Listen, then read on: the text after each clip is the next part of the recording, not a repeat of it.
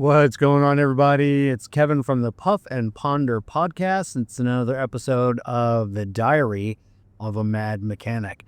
You probably noticed the napkin covering up my company logo. Sometimes I wear shirts without my company logo, sometimes with.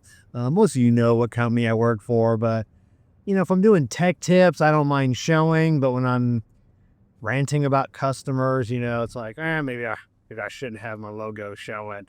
This week, this is still a young week still, and boy, I've had some doozies this week, and this would be if you're not poor, don't tell me you're poor. And I don't know, so we'll get right into it. The first one, guy driving an F-250 Super Duty diesel, an older guy. He's probably if I had to guess, mid to late 60s. And first thing he does, how much for brakes? I can't, at the F-250, you got several different designs on here. I really got it in and take a look at it, and I had to just ballpark it. I'm like, I don't like ballparking it. That's what I told him, is because everybody always holds me to the lower number. I can tell you $250 to $700, and then when I give you a price of $500, you'll be like, well, then you tell me $250 out in the parking lot. You never hear anything above that. The guy's like, no, I'm not gonna hold you to it. And I go, honestly, it could be as little as $250, or it could be as high as $800. I mean, I don't know if I can cut the rotors if the rotors need to be replaced. No, the rotors are fine. I'm like, well, I don't know that until I get it up in the air and take the tires off. And I'm walking around the car, looking at them and I'm like, well, this rotor's trash. You've already went metal to metal. And I go, it's grinding the rotor. You probably just cut that out. I don't know. From looking at it, I would say no. So get it up in the air. And so it definitely needs brake pads on the front, both front sides. It definitely needs one rotor because he ground it. There was nothing left. The other rotor, it's glazed, only about 30 thousandths to discard, which I wouldn't want to cut that rotor on an F-250 Super Duty. That's a big rotor. It'll just warp. He'll be back in a month with a pulsation problem if I cut it to discard. So I bring him out of the shop.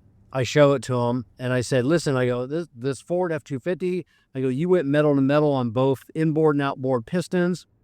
I go, there's a probably 25-30% chance these pistons are not going to retract. Sometimes when they come out so far, they kind of fall out of place, and it may not retract. I go, I just need you to know that.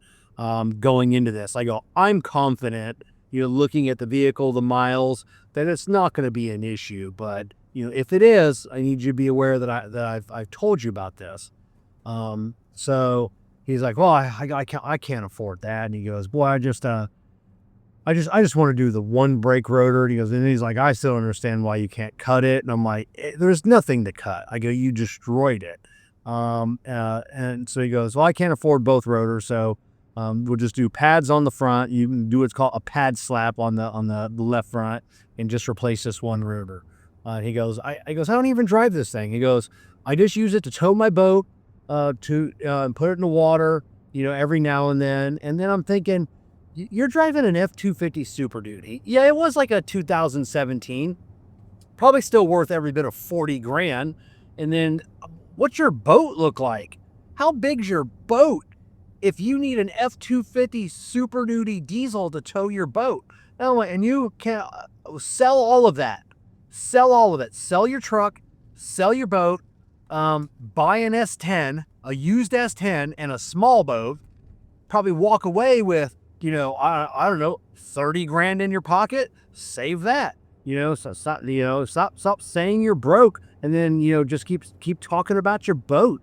I don't know, just boggles my fucking mind. Yeah, that was one. We ended up doing the job. I told him, I said, hey, there's no warranty on that side that I didn't replace a rotor. It's all glazed like a mirror. You can almost see yourself in it. I go, it's going to start squeaking. I go, without a doubt.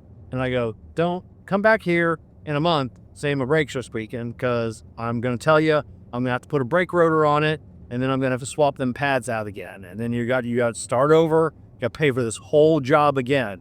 So if it starts squeaking, just live with it.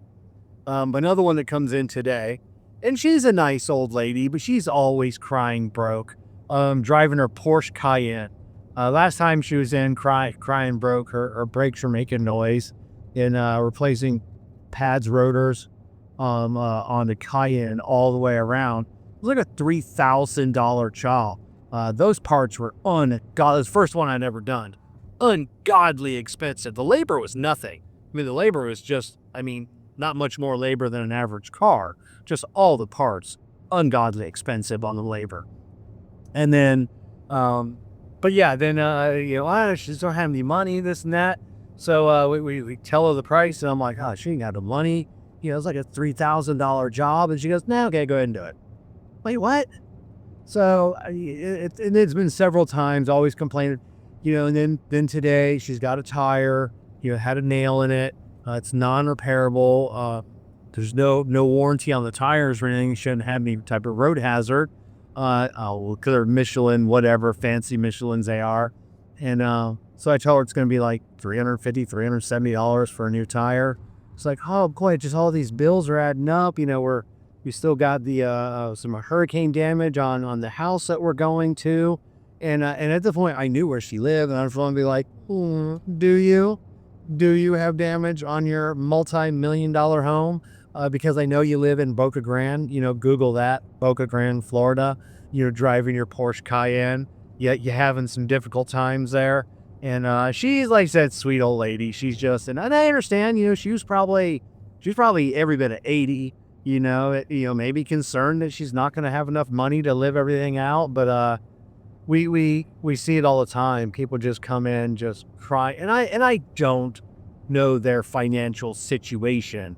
So I can't really say, oh, are you broke? Because some people have really nice cars, and that's all, they spend all their money on it, and they can't afford to maintain it or anything else. But just lie to us any other way. If you're driving, $100,000 vehicle, don't say, oh, I just can't afford it. Just say, no, I'm going to pass on that right now. Don't make excuses. Don't tell us, oh, I'm getting rid of the car. You're never getting rid of the car. That's the oldest excuse in the book, that you're getting rid of the car. Sometimes I'll make a note on the invoice, customer declined service because they're getting rid of the car. And then if I write them up next time, like for an oil change or something else, I'm like, oh, I can't believe you still have this. I know last time we recommended a bunch of stuff, but you declined it because you said you were getting rid of the car. Did you want to go ahead and have that taken care of today? And then what pisses us off the most, the absolute most, they should just say no.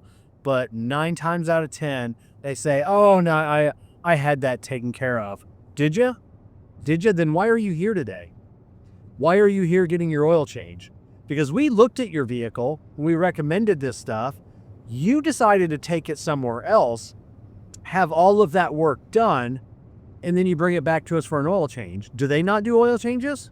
Whoever did that work, they don't do that?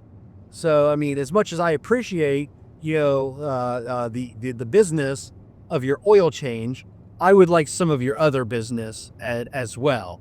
So if you can't give me that, just go to that place for your oil changes, since they do so much better work than we do, probably cheaper, whatever. So that's a big fucking pet peeve. I feel better. So, all right, cats and kittens. We'll catch you on the next one.